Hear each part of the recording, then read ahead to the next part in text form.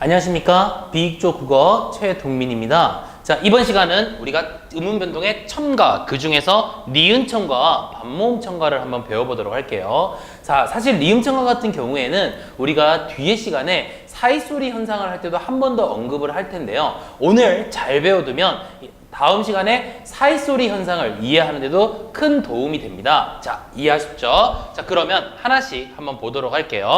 자, 먼저 니은 첨가부터 한번 봅시다. 니은 첨가는 과연 어떠한 경우에 일어나게 되는지 우리가 한번 들여다봅니다. 자, 니은 첨가. 먼저 음운의 환경을요, 선생님이 세 가지 조건으로 한번 나눠봤습니다. 이 세 가지 조건은요, 모두 충족해야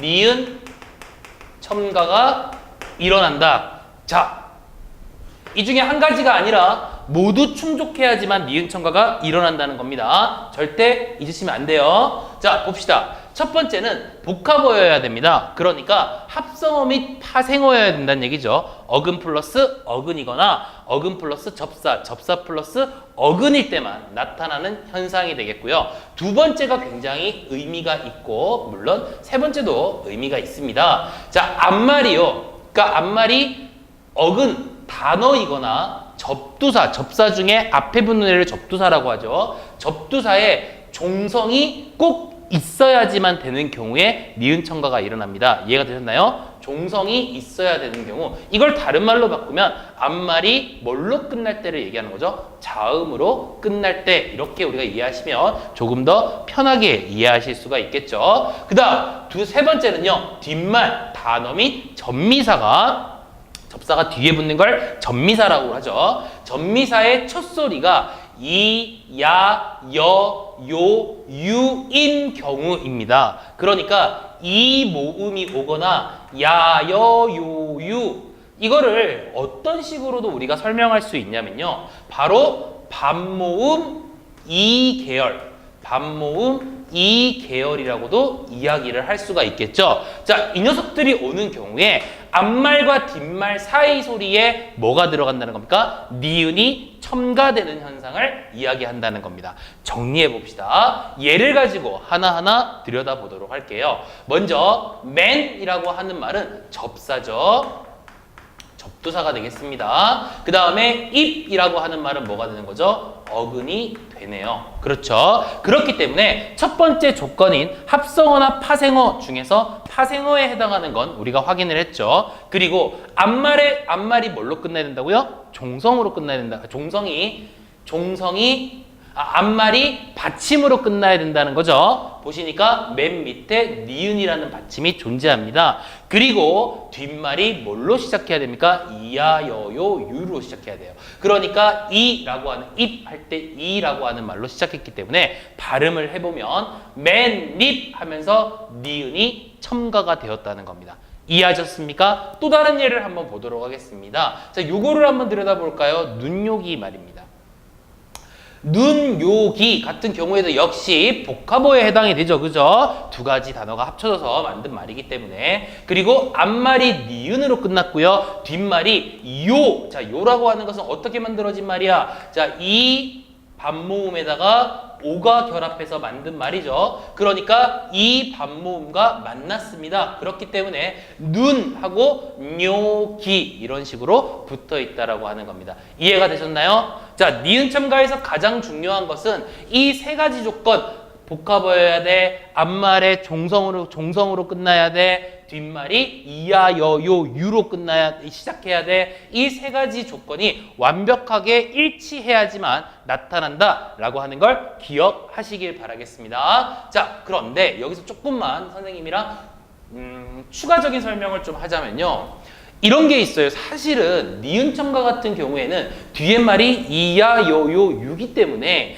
이것이 첫소리가 없는 소리들이에요. 그러면 우리가 일반적으로 첫소리가 없는 소리들 같은 경우에는 앞말에 받침이 있고 뒷말에 첫소리가 없는 경우에는 앞말에 받침이 뒷말에 첫소리로 올라가게 되는 연음 현상이 나타나게 되는데요. 자, 니은 첨가 같은 경우에는 연음 현상이 전혀 일어나지 않고 니은만이 첨가되었죠. 하지만 일부 단어들 중에서는요, 니은 첨가로 발음한 것도 표준어로 인정해주고요, 연음을 해서 발음한 것도 표준어로 인정하는 경우가 있다라고 하는 겁니다. 이런 것들도 여러분들이 좀 기억을 해두시면은 굉장히 중요한 무기로 사용할 수 있겠죠. 금융 같은 경우에 보면은 금융, 지금 니은 첨가가 된 상태에서 발음을 한 거죠. 또 금융이라고 발음을 하면 연음이 된 거죠. 둘 다 뭘로 인정을 한다는 거죠? 표준어로 인정을 한다라고 하는 겁니다. 하나만 더 볼까요? 여기 볼까? 이죽 있죠? 이죽 같은 경우에는 이죽, 여기 지금 자음으로 끝났는데 뒤에 있는 말이 뭘로 시작해요? 이로 시작하죠. 그러니까 이것이 이죽 하면서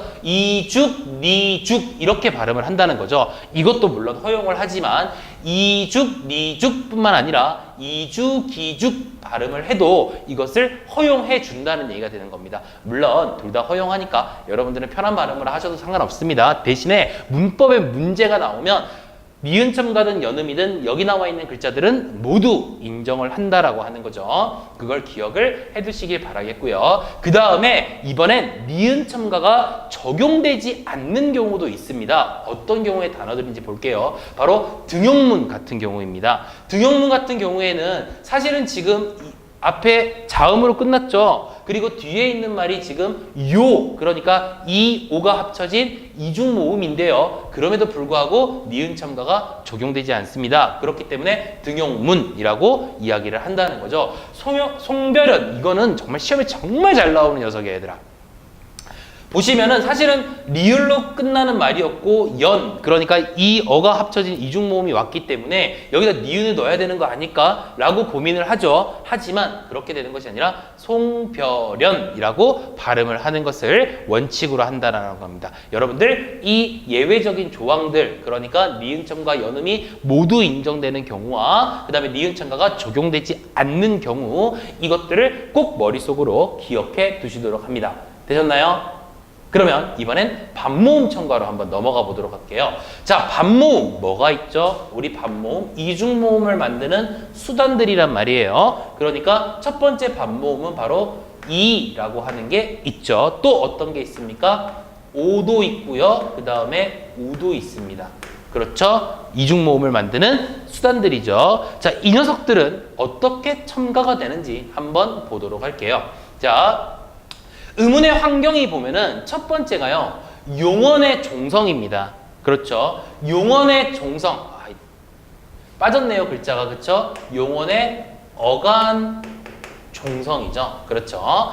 용언이 이제 활용할 때 용언의 어간의 종성이 뭐일 때? 모음으로 끝나고요. 이해가 되셨나요? 그 다음에 용언의 어미 첫 소리가 어나 아로 시작을 하는 경우입니다. 이런 경우에는 반모음 이나 그 다음에 반모음 오가 첨가가 되는데요. 이 경우 같은 경우에는 반모음 이가 이 글자에 첨가가 된다고 생각하시면 될 것 같아요. 그래서 반모음 이가 어와 결합을 하면 어떻게 되는 거죠? 여가 되는 거고요. 아에다 결합하면 뭐가 됩니까? 야가 되는 거죠. 여기까지 이해하셨죠? 예를 한번 보도록 할게요. 피어, 근데 발음을 피어 해도 되고 피여 해도 된다는 얘기예요. 이해가 되셨어요? 그러니까 반모음 첨가도 마찬가지인데 반모음을 첨가해서 읽는 것도 표준어고요. 반모음을 첨가하지 않고 읽는 것도 발음하는 것도 바로 표준어가 된다는 거죠. 아니오도 마찬가지인데요. 아니오라고 해도 되고요. 아니요 해도 되는 거죠. 자, 여러분들 뭐 어렵지 않죠? 여기서 반모음이 첨가된 글자는 바로 이 글자들이 되겠죠. 대어도 마찬가지입니다. 대어 해도 되고요. 발음이에요. 쓸 때 그렇게 쓰라는 얘기가 아닙니다.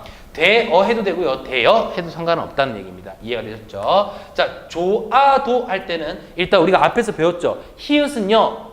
히읗은 모음으로 시작하는 어미 앞에선 어떻게 됩니까? 사라져버립니다. 탈락이 된다는 얘기죠. 그렇기 때문에 조아도 이렇게 되는 건데 조아도가 아니라 조와도가 되는 겁니다. 왜 그러느냐? 요 아에다가 뭐가 결합이 된 거라고 보시면 되겠죠? 반모음 오가 결합이 돼서 아라고 하는 게 붙어서 와가 된 거죠. 이해하셨어요? 그래서 조와도 이렇게 발음을 하는 겁니다. 또 다른 예도 있는데요.